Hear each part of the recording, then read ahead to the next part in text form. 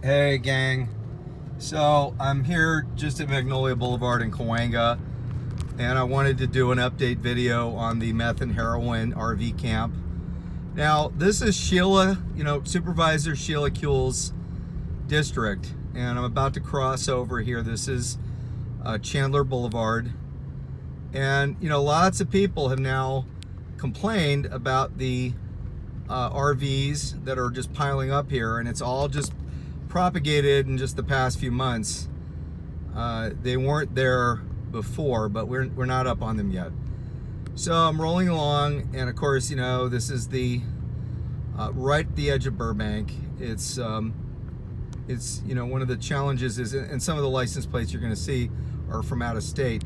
The word has spread. These folks have their meth and heroin addictions, and they struggle with that addiction, and they need people to fund that struggle. So what they do is they have RVs. They've managed to get RVs, and they'll come up and they'll hang out here at the edge of town, and they'll bring their bicycles. I see them at 2, 3 in the morning, and some of them will steal.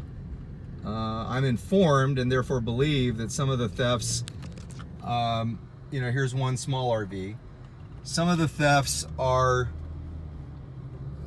the catalytic converter thefts. So this is the first set. There's 1, 2, 3.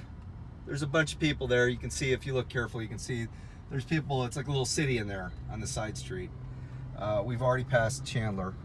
And then this is an update video. I had been here before. This is the same exact RV that I mentioned earlier, Texas. That guy's plugged in. He's pulling power. You can see he's got power. He's got pulling electricity from the local business, and you can see all the trash here. You've got you got the RVs now piling up. There's a bunch of them, and there's more. You can see they're all here. Now this is right at the edge of town. Now I didn't even see this before, but now there's a whole bunch down the side street too, and you got these here. All right, so that's here by the power station, by the power substation. Now on the other side, you'll see more.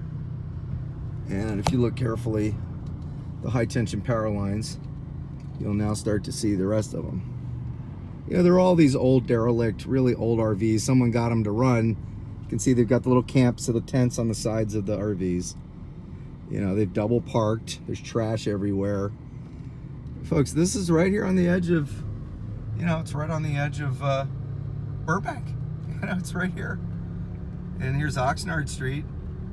This is what our county supervisors allowed to happen. They're Measure H funds. They've taken $9 million, I think it was $9 million from Burbank in 1 year. And they're just not doing what they promised. They said, oh, this is gonna help the homelessness, and this is gonna help resolve homelessness if we take all your money. So they took $9 million in sales tax revenues, and it didn't help homelessness.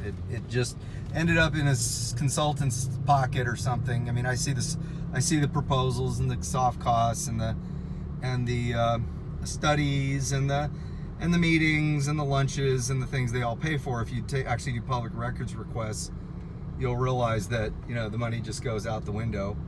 70-80% is soft costs. You can verify this. It's not my imagination. You can verify this with the cities like Santa Monica, where there's been studies done that the majority of the money just goes to soft costs. Soft costs meaning consultants and baloney, padding people's pockets. Here's another one. This is I can see people in the SUV.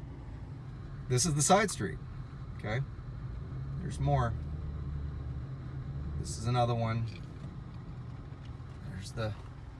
This is like just one after another of old, when you see an old RV or one of those van conversions, immediately it's a meth and heroin situation. I've only met 3 people in the entire time I've been helping the homeless. I've met 3 people that didn't have a drug element. In fact, there was one guy that I had tried to help, and I'd known him for about 10 years, and this guy had just randomly showed up at my front door about 10 years after I'd met him, and he randomly said, oh, I just became homeless. My dad kicked me out, and it took me an hour of just talking with him for him to admit that he was a a meth addict, 6 years, and that he tried to burn his father's house down because he said, well, my father was, doing something. And I said, well, what? He said, well, he had people at the place. And I said, what are you talking about?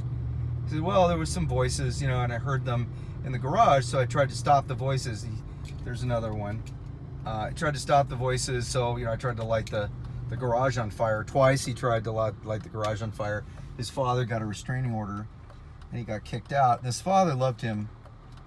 Close. They were 2 peas in a pod, very close. So here is another illegal restaurant. It's just one of those situations where it's an illegal restaurant, and more of those homeless people in the RVs. Okay, and it's very sad that we're paying a lot of money in Measure H funds, and they're not doing any of the things. They're not doing the things that they said they were going to do. Of course, that's why I oppose all tax increases, because it always lines the pockets of consultants. And been jaded because I've been doing this so long that if I hadn't been helping people with their elections, maybe I wouldn't be so jaded. You got this illegal restaurant here, and nobody does anything about it. The police department won't do anything about it. LAPD won't come around. I've told the supervisor about, we need to make sure we're safe before we go and abate those things. I'm like, I got an email where they said, we need to make sure we're safe. So, you're gonna wait for the LAPD. The LAPD is never gonna come out and do anything, because it's a permissive, liberal town, and LA doesn't care if there's illegal restaurants. They just want to go after people that they can actually put an attachment on their business at home. They don't want to go after gypsy restaurateurs, because they know those people can just pick up and leave, have no assets, and they have no skin in the game here in LA. So if they have no skin in the game, what are they going to do? Yell at them? They can't make people stop if they don't have anything to lose. So they go after real legitimate, real business people that have something to lose. People with homes, people with office, for stores and restaurants and stuff like that. They go after those people. So here's Burbank, and you've got illegal restaurants and a meth and heroin camp on the edge of town. I don't know if I'm the only one who cares. I hope everybody else will jump in and do something about it. Sheila Kuehl, she's her district. LA City Council, those are the kinds of people I guess you might want to reach out to. I do, but there's only so many things one person can do. Only so much one voice can do. So these are my thoughts about the homeless encampment. I hope you have a good night.